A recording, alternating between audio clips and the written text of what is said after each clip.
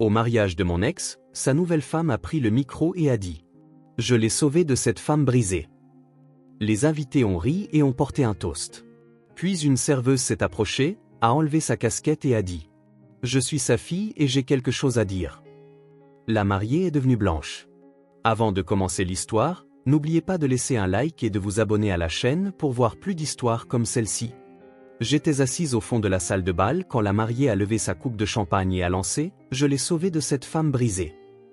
Les gens ont ri. Ils ont vraiment ri. Certains ont trinqué, d'autres hochaient la tête en souriant, comme si elle venait de sortir la meilleure blague de la soirée. J'ai senti mon visage s'empourprer, pas de honte, mais sous la chaleur de chaque souvenir enfoui remontant à la surface. Mon estomac s'est noué, mais je suis restée assise. Je n'ai pas pleuré. Je n'ai pas bronché. Puis, à travers les paillettes et le bruit, une serveuse s'est avancée.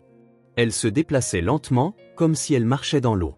Elle a atteint le centre de la pièce, juste à côté de la table d'honneur, sans dire un mot, elle a retiré sa coiffe, l'a tenue à la main et a regardé la mariée droit dans les yeux. « Je suis sa fille », a-t-elle dit. « Et j'ai quelque chose à dire. » Les rires ont cessé.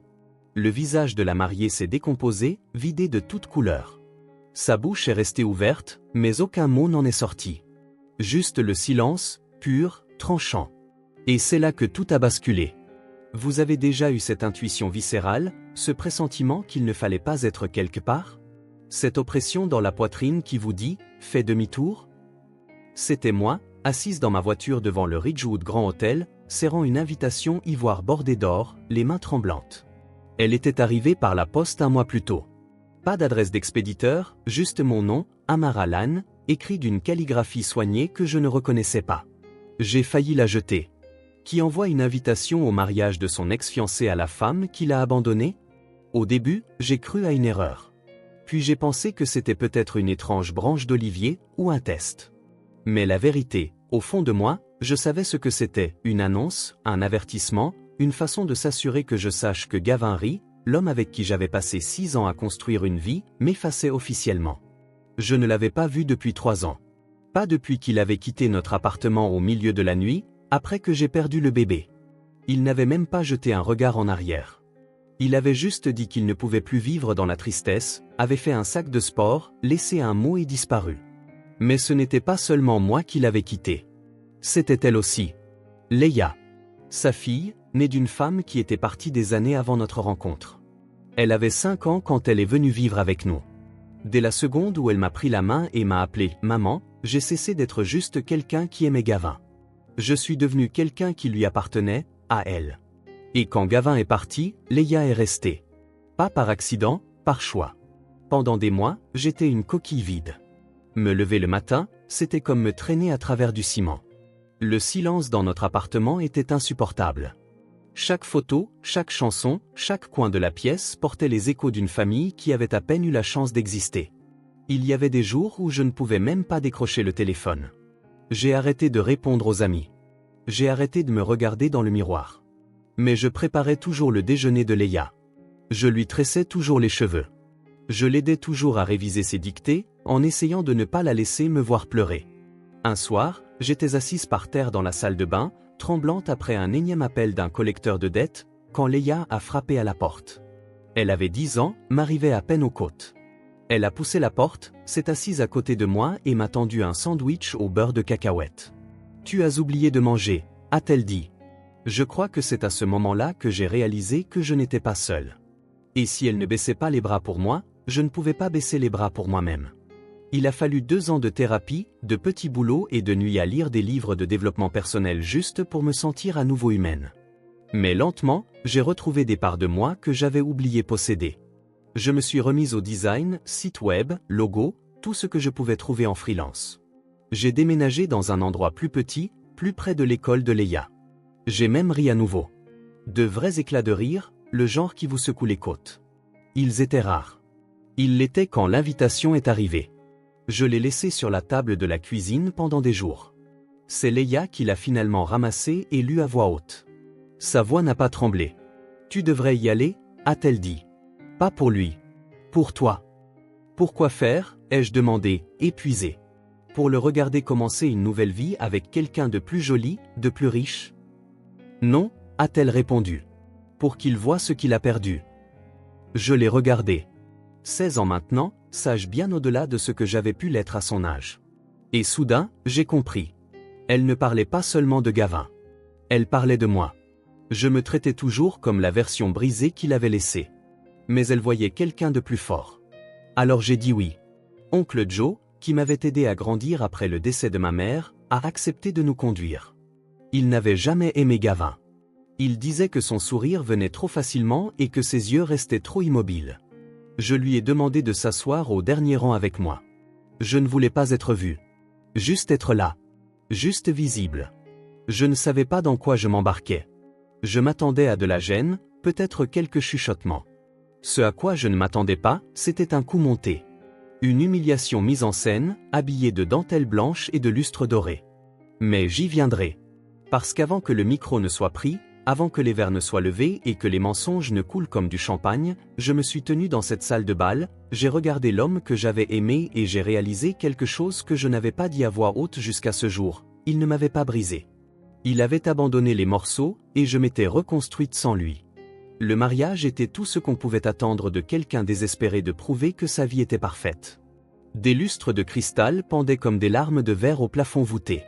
L'allée était bordée d'orchidées blanches importées. Chaque serviette était monogrammée. Même le quatuor à cordes semblait jouer avec une sorte de précision suffisante. Je suis resté dans l'embrasure de la porte plus longtemps que je n'aurais dû, essayant de garder une respiration régulière. Leia avait déjà disparu en cuisine pour prendre son service. Elle avait pris un travail avec le service traiteur, jurant que ça n'avait rien à voir avec le fait de vouloir garder un œil sur moi, mais je savais bien que si. Elle n'était pas juste là pour servir des canapés. Elle était là pour me protéger, de la manière discrète et féroce qui avait toujours été la sienne. J'ai repéré oncle Joe près du fond, déjà assis. Il m'a fait un bref signe de tête qui disait « Tu t'en sors bien, même si ça ressemble à l'enfer ». Je me suis glissé sur le siège à côté de lui, j'ai joint les mains sur mes genoux et j'ai essayé de ne pas regarder vers l'autel. Mais je l'ai vu. Gavin. Il avait l'air presque exactement pareil. Les épaules larges, ce stupide demi-sourire étudié. Il serrait la main de quelqu'un, un whisky dans l'autre. Si on ne le connaissait pas, on l'aurait trouvé chaleureux, magnétique. Mais je connaissais la distance tranquille derrière ce sourire, la façon dont il utilisait le charme comme une armure. Je savais à quoi il ressemblait la nuit où il était parti, des yeux vides et le silence. Pas un seul regard en arrière. Puis je l'ai vue, elle. Serena Veil. Toute de soie blanche et de cheveux blonds éclatants. Un rire un peu trop fort, un peu trop appuyé. Elle se penchait vers Gavin comme si elle posait pour une couverture de magazine. Chaque mouvement semblait chorégraphié pour dire « Regardez ce que j'ai. Regardez ce qu'elle n'aurait jamais pu être. » Ils ont échangé leurs vœux devant une arche florale géante. La voix de Gavin n'a pas tremblé une seule fois. J'ai gardé la tête baissée, mordillant l'intérieur de ma joue juste pour rester ancré. La foule a applaudi quand ils se sont embrassés. Serena s'est tournée vers les invités, rayonnante comme si elle venait de gagner quelque chose. Puis la réception a commencé. Les verres tintaient. Les serveurs circulaient avec la précision d'une horloge à travers la foule. Les gens riaient, bavardaient, admiraient les robes des autres.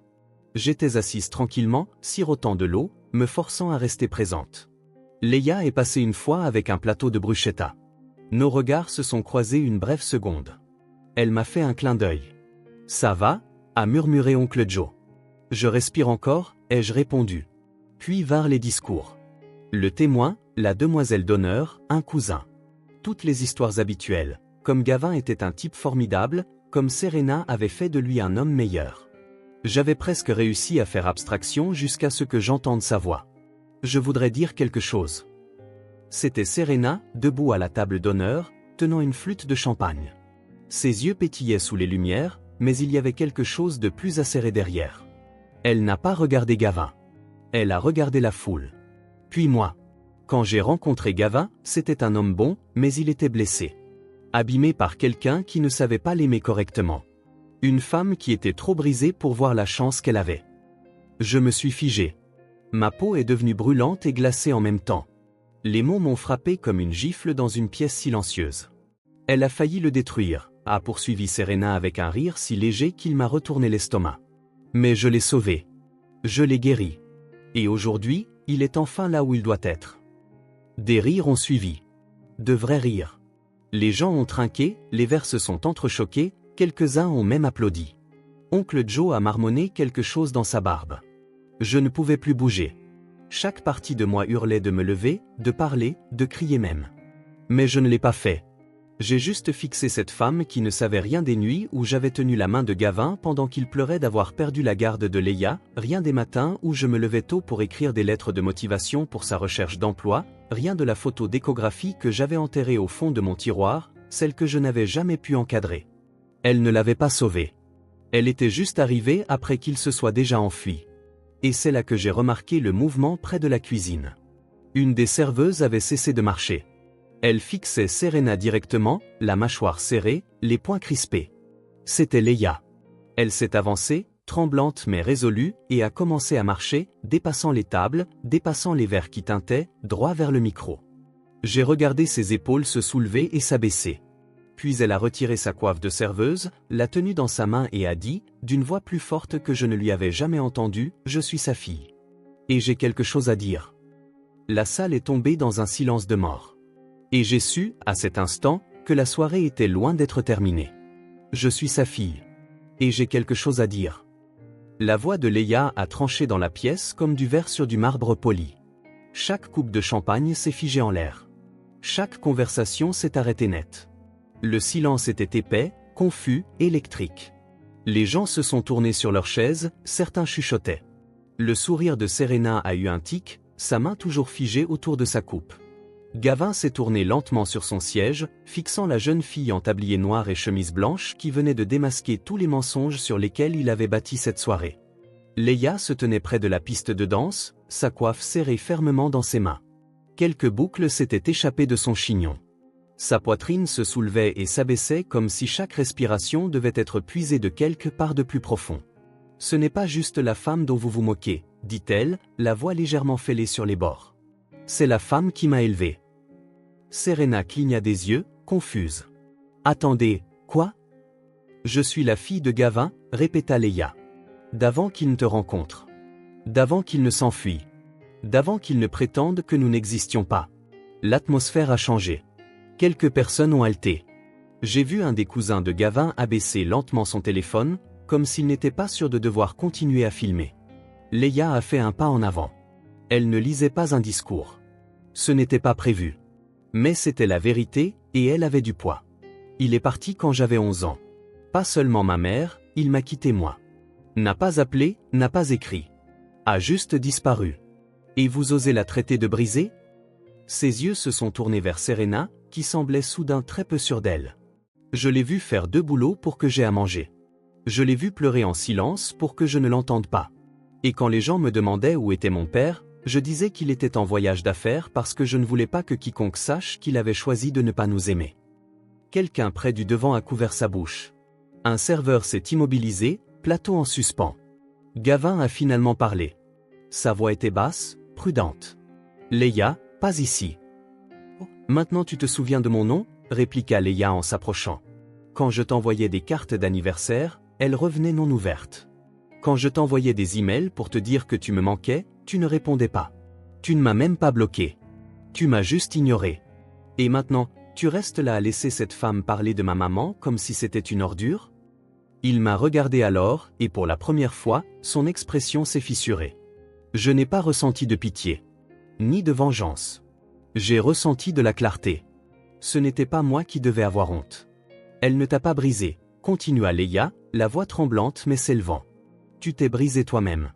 Et ensuite tu as essayé de nous enterrer comme si nous n'existions pas.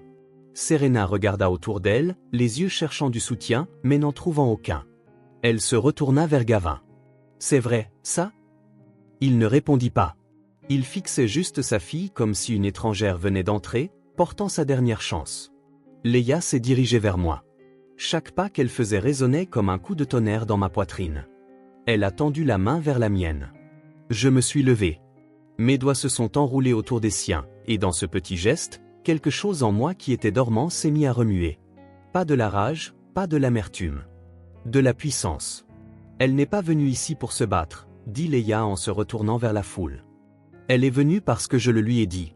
Parce que je voulais qu'elle voie qu'elle n'a plus besoin de se cacher. Puis elle regarda Serena droit dans les yeux, calme, assurée. Elle n'a pas besoin d'être invitée dans une pièce pour y avoir sa place. Et personne n'a le droit de réécrire notre histoire pour se donner le beau rôle. La salle retenait son souffle. La main de Serena tremblait autour de sa flûte de champagne. C'est de la folie, marmonna-t-elle. Elle est juste, elle essaie de ruiner mon mariage. Leia releva le menton. Tu l'as ruiné à la seconde où tu l'as construit sur des mensonges. Puis elle s'est retournée et s'est éloignée, m'entraînant avec elle. La foule s'est lentement écartée. Des murmures s'élevaient comme de la fumée. Personne ne nous a arrêtés. Personne n'a osé. Derrière moi, j'ai entendu Gavin appeler une fois. Leia. Mais elle ne s'est même pas retournée. Dehors, l'air était frais et calme. Leia a expiré bruyamment, comme si elle avait retenu la vérité toute sa vie. Elle m'a regardé, les yeux embués de larmes mais souriante. Je n'allais pas la laisser t'humilier, a-t-elle dit. Pas après tout ça. Tu n'avais pas à faire ça, ai-je murmuré. Si, a-t-elle dit. Il le fallait. Tu m'as sauvé. Il était temps que je te rende l'appareil. Et à cet instant, j'ai réalisé que les plus belles histoires d'amour ne sont pas toujours romantiques. Certaines se construisent dans le silence, la guérison, la survie. Certaines naissent au moment où un enfant décide de protéger la personne qui n'a jamais cessé de le protéger. Nous n'avions même pas fait la moitié du couloir quand quelqu'un derrière nous a appelé, d'une voix aiguë et paniquée. « Attendez !» C'était Serena. Elle nous avait suivis hors de la salle de bal, sa robe traînant derrière elle comme un voile de fierté déchiquetée. Ses boucles parfaites rebondissaient alors qu'elle accélérait le pas, mais elle n'avait plus l'air parfaite. Son mascara avait commencé à couler, ses mains tremblaient. Pour la première fois cette nuit-là, elle avait l'air réelle et effrayée. Leia s'est retournée la première. Je suis resté immobile, ne sachant pas ce que cette femme pouvait bien dire qui aurait de l'importance maintenant. « Vous ne pouvez pas faire ça », lança Serena. « Vous ne pouvez pas débarquer comme ça, détourner mon mariage et nous humilier. »« Nous » dit Leia, les sourcils levés. « Je n'ai rien dit qui ne soit pas vrai. Vous auriez pu régler ça en privé. »« Non » dis-je en m'avançant. « Vous auriez pu régler ça en privé. Mais au lieu de ça, vous vous êtes tenu dans une salle pleine d'inconnus et avez essayé de faire de moi la méchante. » Serena cligna des yeux, son regard allant de l'une à l'autre, cherchant un point d'appui qu'elle avait perdu. « Je ne savais pas qu'il avait une fille. Je ne savais pas qu'il... »« As-tu demandé ?» l'interrompit Leia. « Ou as-tu juste cru l'histoire qui te faisait te sentir supérieure ?» Serena ouvrit la bouche. Rien ne sortit. Puis Gavin est apparu derrière elle, veste déboutonnée, cravate desserrée. Son expression était différente maintenant. Pas froide, pas composée. Juste exposée. « Leia, dit-il, plus bas cette fois. Je n'ai jamais voulu que ça arrive. » Elle se tourna lentement vers lui. « Quelle partie ? Ma naissance ? Le fait que tu m'abandonnes ? Ou regarder quelqu'un d'autre m'élever pendant que tu disparaissais ? » Il a tressailli. « Je pensais te protéger, marmonna-t-il. Tu pensais que disparaître, c'était protéger ? » Il m'a regardé alors, le premier contact visuel direct depuis notre arrivée. J'étais brisé, Amara, dit-il. Tu le sais. Je l'étais aussi, ai-je répondu. Mais je ne suis pas parti. Et voilà. La phrase qui a changé l'atmosphère entre nous. Car peu importe combien d'années avaient passé, peu importe comment il essayait de reformuler les choses, il savait que c'était vrai. Il avait fui. J'étais resté. Je ne peux pas revenir en arrière, dit-il doucement. Non, dis-je. Tu ne peux pas. La voix de Leia brisa à nouveau le silence. Tu sais ce que je me disais, avant ? Que tu étais mort. Que peut-être quelque chose t'était arrivé et c'est pour ça que tu ne venais pas. Parce que la vérité que tu étais vivant et que tu t'en fichais, simplement était pire. La bouche de Gavin s'ouvrit, puis se referma. Il baissa les yeux vers le sol, vers ses pieds, vers la trace des choix qu'il avait tenté d'oublier. Et puis quelque chose s'est produit auquel je ne m'attendais pas. Leia s'est avancée. Elle n'a pas crié. Elle n'a pas fui. Elle l'a juste regardé dans les yeux et a dit « Je te pardonne ». Il leva les yeux, surpris. « Pas pour toi », dit-elle. « Pour moi. Parce que porter ton absence a été épuisant. J'en ai fini. » Il déglutit difficilement, hochant la tête une fois, les yeux brillants. « Tu es incroyable, tu sais ça ?» Elle sourit, un sourire doux et triste. « Je sais. C'est elle qui m'a faite comme ça. » Elle me désigna du doigt. Et ce moment, ce simple geste, fut plus fort que n'importe quelle chute de micro. C'était la vérité mise à nu, sans paillettes, sans vin, sans sourire forcé. Juste une fille choisissant sa mère devant l'homme qui les avait abandonnées toutes les deux. Serena recula, les bras croisés. Et maintenant? Vous partez comme ça, en prétendant que vous n'avez pas gâché la soirée? Leia pencha la tête. Tu l'as gâchée au moment où tu as essayé de la construire sur des mensonges. Et j'ai ajouté, si tu voulais une histoire parfaite, tu aurais dû choisir quelqu'un qui n'avait rien à cacher. Nous sommes passés devant eux, sortant dans la nuit. Le ciel était vaste et profond au-dessus de nous, les nuages s'étiraient comme du coton effiloché. Il avait commencé à bruiner, mais aucune de nous ne s'en souciait. La tempête que nous venions de traverser ne se mesurait pas en météo. Oncle Joe attendait près de la voiture. Il nous a regardés, puis Gavin, toujours figé dans l'entrée, et a hoché lentement la tête. J'imagine que c'est ce qu'on appelle un mic drop moment. Leia a ri, et je me suis jointe à elle. Ce n'était pas amer. Ce n'était pas forcé. C'était réel. À cet instant, je me sentais légère. Pas parce que quoi que ce soit avait été réparé, pas parce que Gavin avait enfin compris ce qu'il avait perdu, mais parce que je savais qui j'étais. Et Leia savait qui elle était. Et maintenant, tout le monde le savait aussi. Le lendemain matin, les échos ont commencé à se répandre. Pas dans les tabloïds ou les journaux, mais de la façon dont ces choses circulent maintenant. Discrètes vidéos sur TikTok, images de mariage granuleuses postées anonymement, courtes vidéos titrées, une serveuse cloue le bec à la mariée avec un discours épique. Je ne les ai pas regardés. Je n'en avais pas besoin. Je l'avais vécu. Des gens m'ont envoyé des messages. Des amis dont je n'avais pas eu de nouvelles depuis des années. Certains se sont excusés d'avoir perdu le contact quand tout s'est effondré. D'autres ont juste dit, tu as été si courageuse. Mais ce qui est drôle, c'est que je ne me sentais pas courageuse. Pas vraiment. Pas sous les projecteurs, pas quand Serena se moquait de moi, et même pas quand Leia s'est levée et a dit la vérité. Je me sentais comme quelqu'un qui avait enfin arrêté d'essayer de disparaître. Gavin n'a jamais donné suite. Pas d'appel, pas d'excuses, pas de tentative de dernière minute pour s'expliquer. Je pense qu'il savait qu'il n'y avait plus rien à expliquer. Son histoire était écrite dans le silence qui avait suivi son absence. Et nous avions fini de la lire. Le nom de Serena est apparu dans les cercles de potins pendant une semaine ou deux, assez pour qu'il soit clair qu'elle était devenue la risée de sa propre fête. J'ai entendu par quelqu'un du lieu de réception qu'elle avait quitté la fête tôt et n'était jamais revenue pour le départ en lune de miel. Apparemment, elle a déménagé dans le mois qui a suivi. Qu'ils aient rompu ou soient restés ensemble, je m'en fichais. Parce que cette histoire n'a jamais vraiment été à leur sujet. Elle était à notre sujet. Moi et Leia, et ce que nous étions devenus quand les personnes censées nous protéger étaient parties. Après cette nuit-là, quelque chose a changé chez nous.